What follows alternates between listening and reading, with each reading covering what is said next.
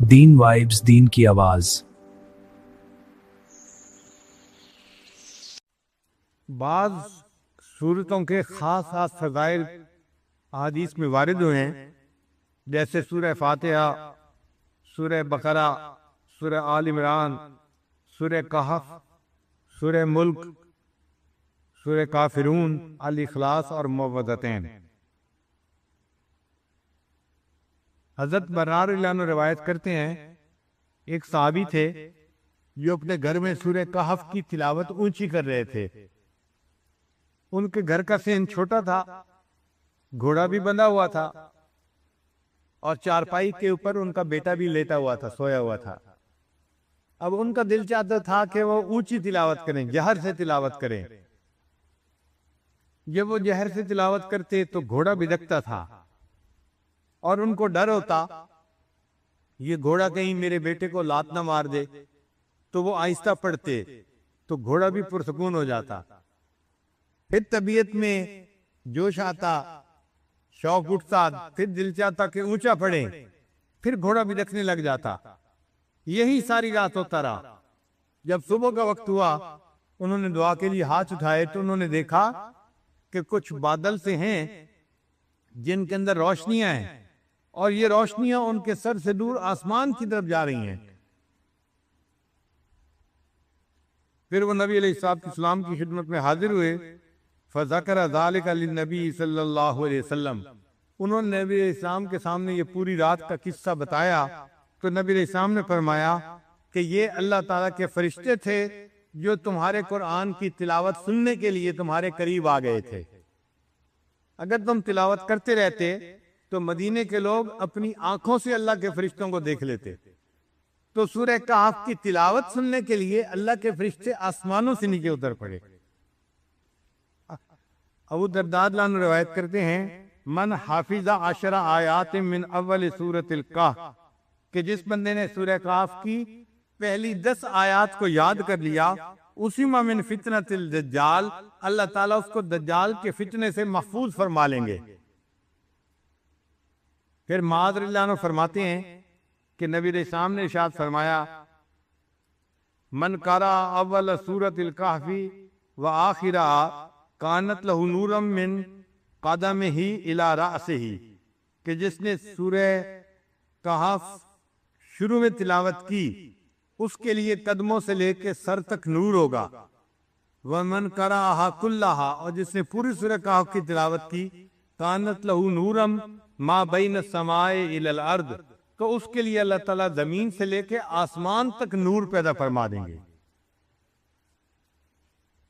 سیدہ عائشہ صدیقہ رضی اللہ عنہا فرماتی ہیں، من قرأ من سورۃ الکہف 10 آیات، جس نے سورہ کہف میں سے 10 آیات پڑھیں عند منامہ، سونے سے پہلے، اسم من فتنۃ الدجال، اللہ تعالیٰ اس کو دجال کے فتنے سے محفوظ فرمائیں گے۔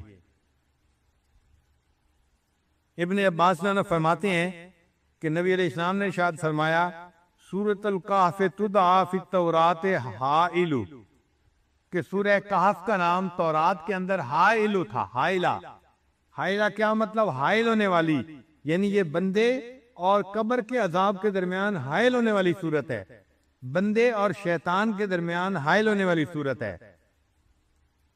عبداللہ رضی اللہ عنہ فرماتے ہیں، قال رسول اللہ صلی اللہ علیہ وسلم، کہ نبی علیہ السلام نے ارشاد فرمایا، البیت الذی تقرأ فیہ سورۃ الکہف، وہ گھر جس کے اندر سورہ کہف کی تلاوت کی جاتی ہے، لا یدخلہ شیطان تلک اللیلہ، اس رات شیطان اس گھر کے اندر داخل نہیں ہو سکتا۔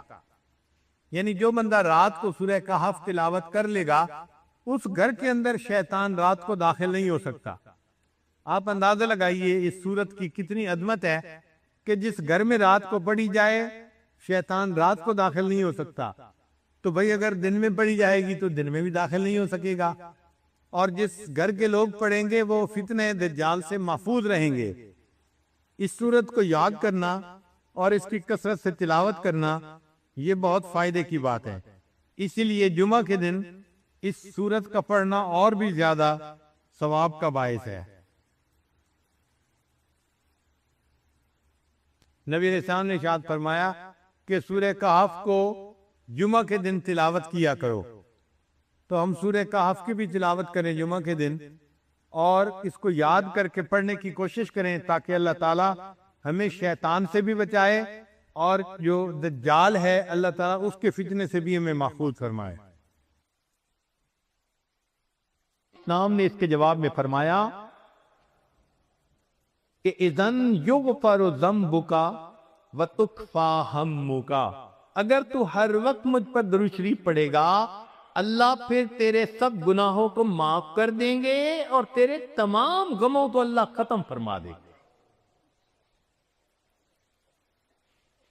عمر بن خطاب اللہ عنہ فرماتے تھے الدعاء والصلاۃ معلق بین السماء والارض، دعا اور نماز آسمان اور زمین کے درمیان معلق رہتی ہیں، فلا یصعد الی اللہ منہ شیء حتی یصلی علی النبی صلی اللہ علیہ وسلم، یہ اس وقت تک اوپر قبولیت کے لیے نہیں جا پاتی جب تک کہ ان میں نبی علیہ السلام پر درود شریف نہ پڑھا گیا۔